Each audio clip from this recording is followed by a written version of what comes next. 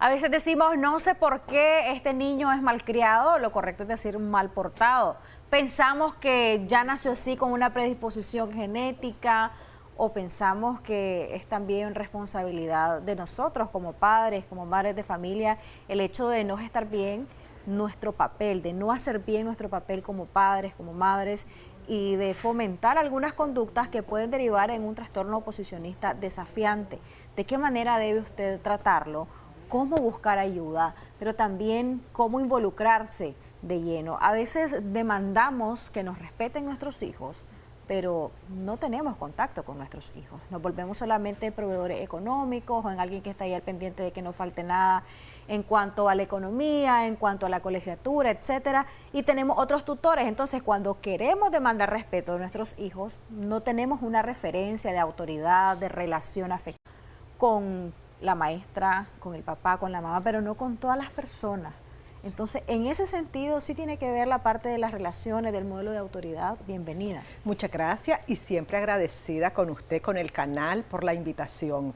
Y este tema tan importante porque usted hacía una excelente introducción explicando que hay que revisar qué es lo que está pasando en el entorno de los niños, que si esto es genético, que si tiene que ver solamente con la crianza, pues todas esas cosas vamos a aclarar y despejar las dudas en este momento. Perfecto. El trastorno oposicionista desafiante tiene que ver con una alteración en el comportamiento de nuestros niños.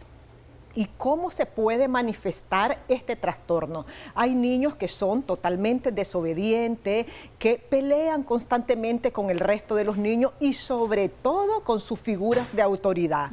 Llámese figura de autoridad, papá, mamá, tíos, abuelos, familia, los maestros también. Entonces no solamente se limita al entorno de la familia, sino también esto va más allá, trasciende a la escuela, trasciende, por ejemplo, a una actividad, si están en un convivio, entonces puede haber un adulto y si algo no me gusta, yo comienzo a hacer pataletas o a pelear. Se pueden poner al nivel del adulto también, de tú a tú, o sea, ellos no logran medir esa diferencia entre el adulto que está acá por encima y ellos que son los que tienen que dejarse conducir. Entonces, eso es trastorno oposicionista desafiante.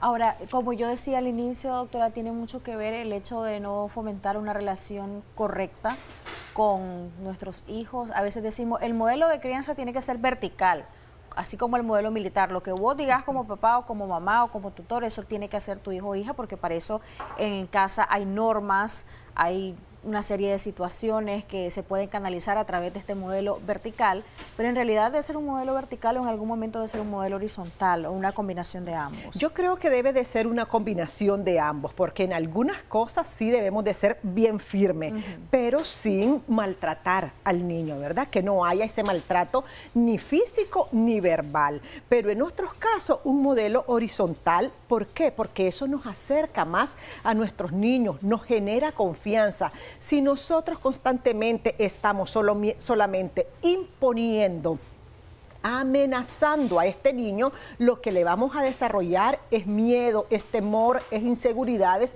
y que esa confianza que queremos ganar se pierda. ¿Por qué? Porque el niño puede pensar, es que no le digo a mi papá o a mi mamá que no estoy bien en la escuela, que me hacen bullying, que voy mal, porque tengo miedo a la reacción, a la respuesta y ya sé que me va a castigar. Entonces, las causas de este trastorno, fíjese bien, Jocelyn, hay muchos estudios que nos han apoyado muchísimo y que nos dicen que hasta este momento una causa exacta del trastorno no lo tenemos. Sin embargo, tenemos aproximaciones hacia los factores que nos pueden originar dicho trastorno, que puede ser la parte genética, pero también puede ser la parte medioambiental.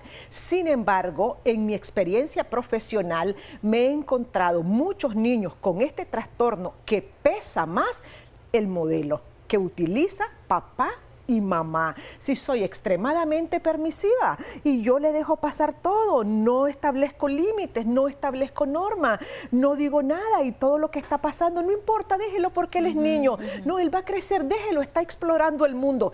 Todo eso es cierto, pero necesitamos poner un alto a las cosas que no están bien. A veces creo que podemos confundir un modelo de crianza adecuado con ser demasiado permisivo.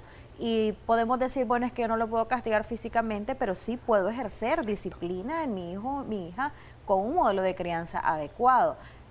Y en otras oportunidades hay padres y madres de familia que dicen, yo quiero que tenga todo lo que yo no tuve, por ejemplo, y entregan todo al niño o a la niña y no están tutoreándoles, o sea, hay otro tutor, hay otra persona a cargo del cuidado y crianza del niño o la niña, y muchas veces son las abuelitas. Cuando la abuelita ve que ya no puede controlar al niño, entonces viene, mira, tu niño así, así.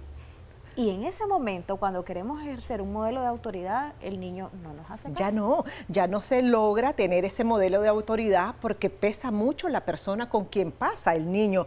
Un ejemplo, si es con abuelita y la abuelita dice, no, pobrecito el niño, no lo estés regañando, vos venís del trabajo y lo primero que haces es castigarle, regañarlo y no es así. Entonces, si lo hacemos frente al niño, ¿hacia quién va a inclinarse este pequeño? Hacia la persona que le deja pasar todo. Entonces, la idea es que nosotros podamos corregir a nuestros niños a través de nuestro ejemplo, a través de una formación bonita, con amor, con cariño, pero siendo consistentes con las reglas, porque a veces establecemos alguna corrección y el niño pues llega, por favor, préstame el celular, si yo quiero salir, yo quiero hacer, entonces, dáselo.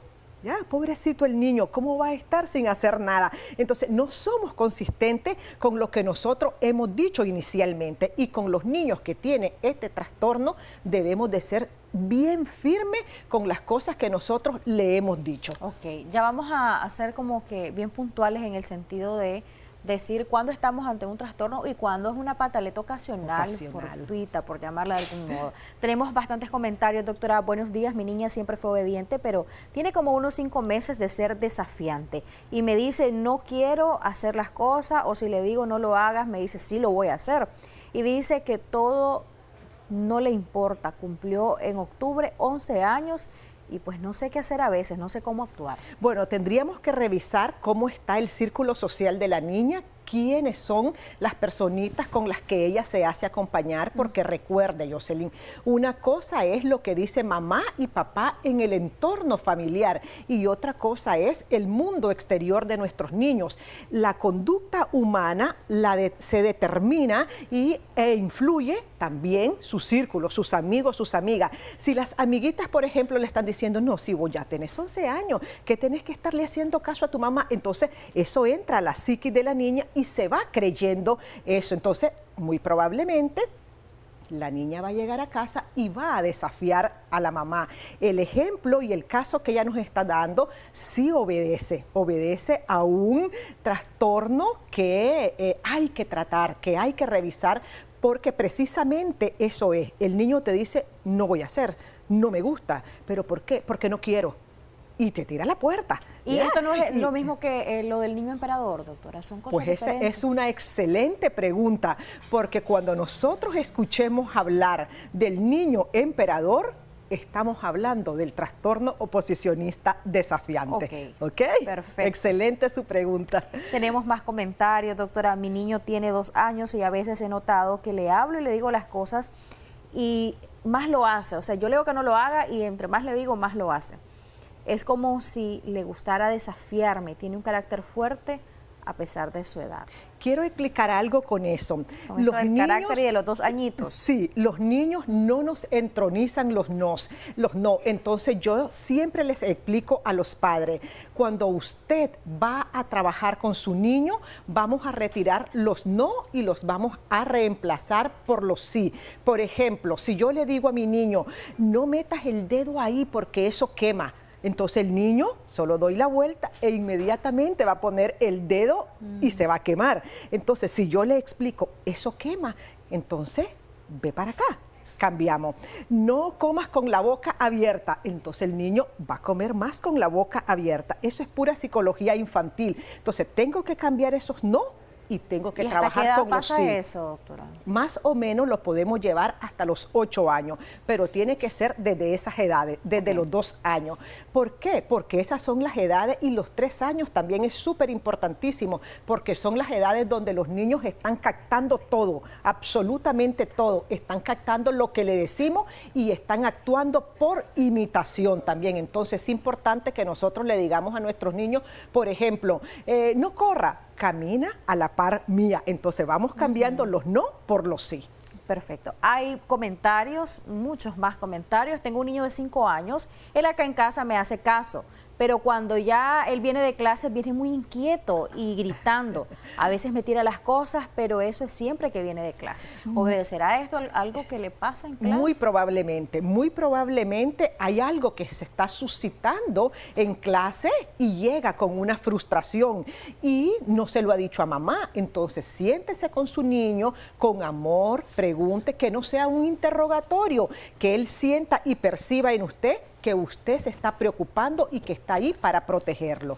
Ok, buenos días. Mi nieta tiene 5 años y es hiperactiva. A mí me obedece, pero a su mamá le hace mucho berrinche y la castiga. Ahora la niña la veo triste, no quiere comer, me dice, Mimi, tengo miedo, pero no me dice a qué le teme. ¿Me puede ayudar con una consulta, por favor? Le recomendamos a usted, estimada amiga, que nos deje a lo interno. Nos puede llamar al 2222-7808, nos deja nombre completo suyo, nombre completo de la niña y también el número de teléfono para poderle contactar y que la doctora le colabore con una consulta en este sentido. 5 años, dice, el modelo de crianza acá es la abuelita, como bien lo decíamos, pero la mamá ejerce autoridad y últimamente la ha castigado. Aquí quiero aprovechar este escenario, doctora, para preguntarle algo. Cuando dejamos el cuidado y crianza de nuestros hijos en manos de la abuelita y a veces la abuelita quiere poner norma disciplinaria porque ella es el modelo de crianza y entonces viene papá y mamá, déjalo que es mi hijo, no lo castigué, o déjame, lo voy a hacer yo. ¿Hasta dónde esto es sano?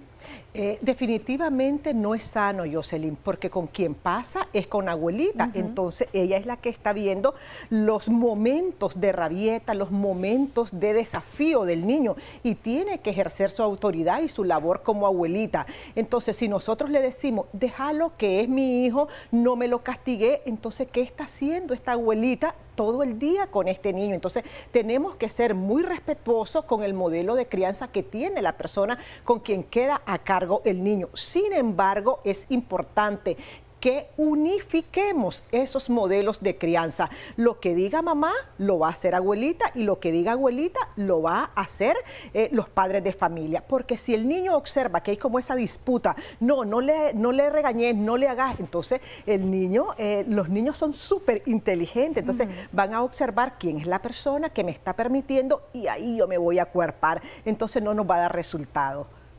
Más comentarios, doctora. A los niños se corrigen con amor, no con gritos y amenazas, porque se crea se debe de crear una persona afectiva y no agresiva. ¿Hasta dónde esto es cierto, doctora? Dice, se crían con amor y no con gritos y amenazas. Y vamos a hablar de eso, de los modelos de crianza, que es bien importante relacionarlo a este tema, porque quizá hay muchos televidentes que nos están viendo y que dicen, yo sigo castigando con la chancla, yo sigo castigando con la faja, porque esto fue lo que a mí me hizo ser la persona que soy ahora. Pero ¿hasta dónde puede haber un modelo de crianza adecuado sin ese castigo físico? ¿Y cuál es ese modelo de crianza adecuado? Sí puede haber, Jocelyn, perfectamente puede haber ese modelo de crianza sin la chancla, sin la faja, sin la amenaza, sin hincar al niño, sin dejarlo sin sus alimentos, perfectamente. Y ese modelo de crianza es con el poder que usted tiene en su palabra. Hay cosas que el niño le ha pedido y si el niño no ha cumplido adecuadamente las orientaciones suyas, entonces usted le va a explicar, no te lo has ganado porque incumpliste en estas y en estas tareas. Entonces, darle la explicación al niño podría ser un poquito más complejo porque es fácil quitarse la faja y darle un fajazo al niño, pero hablar, sentarse, llevarlo de la mano, llevarlo a la autorreflexión es un poquito más complejo, pero sí es posible y tenemos muchísimos resultados. Es un modelo de crianza amigable, positivo, pero que el niño observe, mamá es mi autoridad, aunque me hable bonito. Y definitivamente doy fe de eso. Me voy a permitir comentar algo a nivel personal, y es que, por ejemplo, papá, ya un hombre de 83 años, me engendró a más de 40 años, y él me ha criado de una manera tan afectiva, tan bonita, en la cual no ha sido nunca necesario un castigo físico, sino, por ejemplo, cuando yo a veces le contestaba mal, entonces papá me decía, yo no le hablo así a usted, usted no me hable a mí de esa manera, yo soy su padre y usted me tiene que respetar. Qué lindo. Un regaño afectivo fuerte que te mueve todo. Correcto. Y te ubica. Y en otras oportunidades, por ejemplo, con una mirada yo tenía, y no es una mirada de intimidar, no, es una mirada como de que, ¿por qué estás haciendo eso? Si no lo debes de hacer. Entonces, no de ha comunicación sido, sí, de afectiva. Comunicación, exacto, de comunicación afectiva y disciplinaria. Claro. Doctora. Entonces, no ha sido necesario nunca un castigo físico, no ha sido necesario nunca este tipo de cosas que son métodos en los cuales, métodos de crianza en los cuales, pues, con todo el respeto lo digo, nuestros amigos pueden creer, lo respetamos, y existen otros métodos como este que ha usado papá conmigo, y muy acertado. Bueno, déjeme decirle que ya somos dos personas, porque igual yo no suelo hablar de mis cosas y usted lo sabe muy bien. Sí. Sin embargo, yo me identifico mucho con lo que usted está diciendo, porque igual mis padres a mí nunca, Qué hermoso. ni mamá ni papá me golpearon. Me educaron con la palabra, con su ejemplo y con la reflexión día a día. Eso es bien importante, el ejemplo. Y entonces Así cuando es. tenés un ejemplo, un referente de autoridad, que además es tu ejemplo, de buen padre, de buena madre, como mi señora madre también, que le Así envío un es. saludo. Entonces eso es bien bonito. A veces decidimos comentar este tipo de cosas porque nos ayudan a construir el tema desde un punto de vista vivencial. Así Y es. eso es bien importante. Y quiero leer comentarios a propósito Gracias. de vivencias. Doctora, gracias por compartir también un Gracias. poco de su vida con nosotros. Nos dicen por qué la edad entre los 11 y 14 años es una edad crítica para los padres de familia, enfrentar esos desafíos que representa el comportamiento de los adolescentes. Otro comentario relacionado. Mi sobrino tiene 13 años, pero no sé qué hacer para que le llame la atención estudiar. Está duro en eso, no quiere estudiar. Más comentarios de adolescentes. Mi hijo tiene 12 años y él es bien malcriado. No le gusta hacer mandados. Cuando el papá le dice que lo va a castigar, él más bien le contesta, hacelo si querés, y si lo haces vas a caer preso. ¿Qué Sí, opina? imagínense, sí, ese es el trastorno posicionista desafiante. Y ya en A la adolescentes permanece entonces. En adolescencia, claro. Incluso podemos llegar a la etapa adulta y encontrarnos con personas que te desafían, que te retan Ajá. y que son muy soberbios, ¿verdad? Entonces, a veces no te retan con palabras, pero te retan con sus acciones. Entonces, es importante que nosotros corrijamos desde edades tempranas, porque si no llegamos a ser una persona adulta y vamos a tener serios problemas para interactuar con las demás personas, problemas en el trabajo, problemas en la calle, problemas en un centro de compra, y entonces nos vamos a andar peleando con Raimundo y todo el mundo. Y hay personas, doctora, ahí le interrumpo un momento en eso de andar peleando con todo el mundo, porque evidentemente todo lo quieren resolver con palabras obscenas, Exacto. con yo te hago, yo te vuelvo, Con gritos. con gritos, Sí, con golpes, con golpes. y entonces imponen respeto a la par del miedo. Y a veces tienen posiciones de liderazgo. Pero fíjese que eso no es imponer respeto, porque allí hay que revisar. Ahí hay oculto muchos miedos y muchos temores. No Ok. crea que la persona que Muchas impregna inseguridades. muchas inseguridades. Sí. No crea que la persona que impregna, entre comillas, ese respeto, así como usted lo dice, realmente es. No, hay algo que oculta a través de eso y ya he encontrado como su tabla de salvación. Tal vez el grito, el rostro con el ceño fruncido y bueno, nadie se me acerque porque yo aquí estoy enojado o enojada. Entonces, usted no se va a acercar por temor y por miedo a ser maltratado. Más comentarios, doctora, hay muchísimos. Gracias a nuestra audiencia por participar. Qué hermoso es tener esa confianza de parte de ustedes en nuestros especialistas y en el programa. Buenos días, tengo 2 hijos, uno de 6 y otro de 7 años. Tengo 25 años de edad. Lo más que paso con mis hijos, o el mayor tiempo paso con mis hijos, no quiere decir, pero el papá es muy permisivo. Y como yo pongo límites y reglas en la casa, ellos estando conmigo las cumplen. Pero cuando están con él, no. Y siento que me ven como si yo fuera la mala, Gracias por esta consulta que están dando, muy buen tema, excelente, y sobre todo que están diciendo exactamente lo que yo estoy pasando como mamá. Qué lindo. Sí, definitivamente, cuando aquella persona es la que pone reglas, normas, dice un alto, ese va a ser el logro o va a ser la obra. Y siempre va a decir, es que mi mamá no me quiere, mi papá sí me quiere. ¿Y por qué no me quiere? Porque es la persona que está, cepíllate los dientes, ya hiciste las tareitas, ordénate. Tu higiene personal, no, deja al niño. Entonces ese es el bueno. Y quien corrige va a ser siempre la mala persona. Pero no es cierto que sea mala. Aquí tienen que llegar a un acuerdo, ellos como Por eso padres, decíamos ¿verdad? hace unos segundos, unifique su modelo, póngase de acuerdo con papá y con mamá. No puede ser que papá diga una cosa y mamá diga otra. Están divorciados en ese modelo y eso no nos ayuda. Sí, así es, definitivamente. Buenos días. Para castigar a un hijo no hay necesidad de golpear. Al niño se le educa con amor y soy una persona mayor de 50 años. Qué cosa más linda. Como mi papá, que tiene 83. Nos dice por acá otro amigo, no puedes criar a tus hijos como te criaron tus padres, porque tus padres te criaron en un mundo que ya no existe, ya no es el mismo. Es cierto, totalmente diferente, y ahora tenemos tanta información a mano. No podemos decir, es que no tenía información, no tenía conocimiento y por eso yo me estoy equivocando nuevamente. Entonces no, ahora tenemos mucha información a la mano y podemos preguntar en estos espacios también, llegar a las consultas psicológicas y dejarnos acompañar por un especialista. No nacemos aprendidos, aquí vamos aprendiendo con un acompañamiento adecuado. Más comentarios. Buenos días. ¿Cómo entablar confianza con alguien problemático? Eso pasa en todos los ámbitos, con los hijos, con las relaciones afectivas, con las relaciones laborales. Y a veces cuando pasa en los niños y niñas o adolescentes es porque tienen la ausencia de uno de los padres, son familias disfuncionales.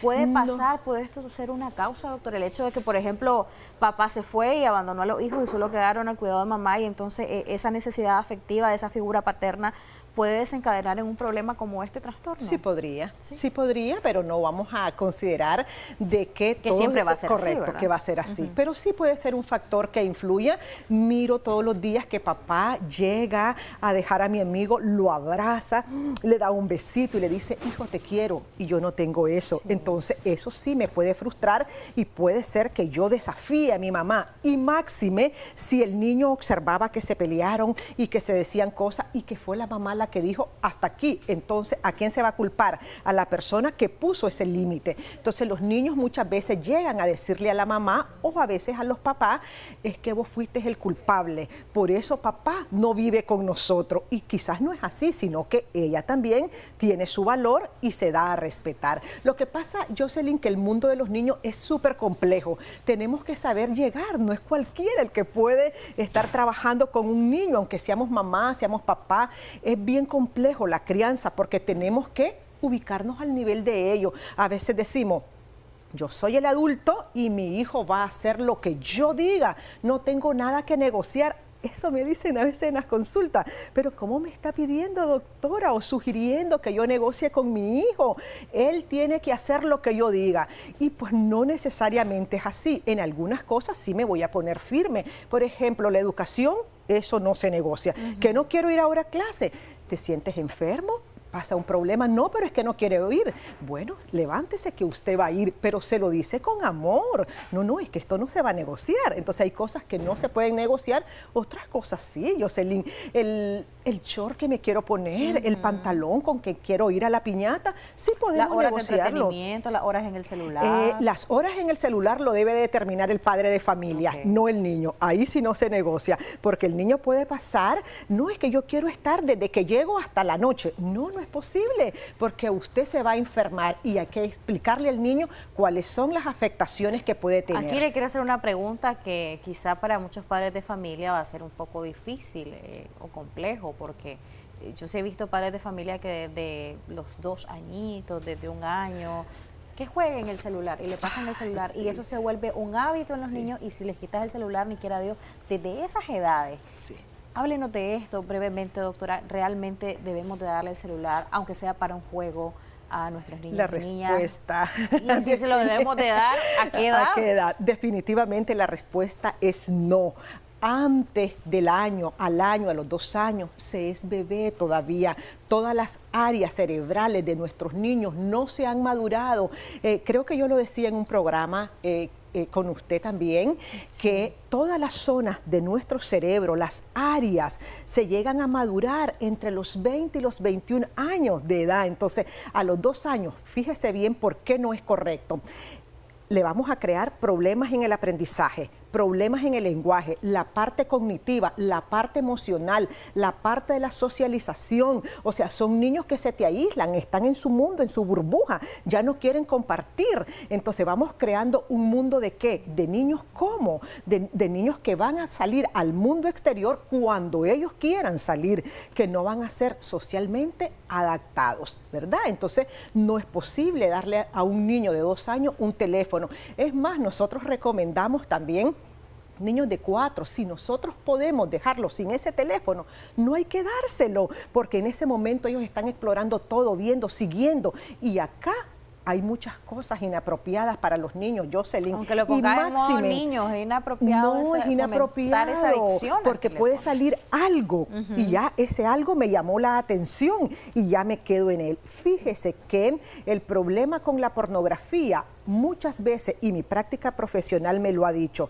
inicia desde la niñez. Cuando ya llegan los varones y las damas también a las consultas y me dicen, tengo serios problemas, estoy en crisis en mi relación de pareja porque veo pornografía. ¿A qué edad comenzó? Doctora, comencé a los 7. Doctora, comencé a los 8. Doctora, comencé a los 9. Esa es mi experiencia profesional. Se inicia desde edad temprana. Por eso es importante, padre de familia, que controlemos las pantallas, todo tipo de pantallas, las pantallas digitales, no solo los teléfonos. Para cerrar, doctora, brevemente, el trastorno oposicionista desafiante, o lo que es lo mismo, el síndrome del niño emperador, ¿de qué manera se debe de tratar? ¿Cómo involucrarnos como familia?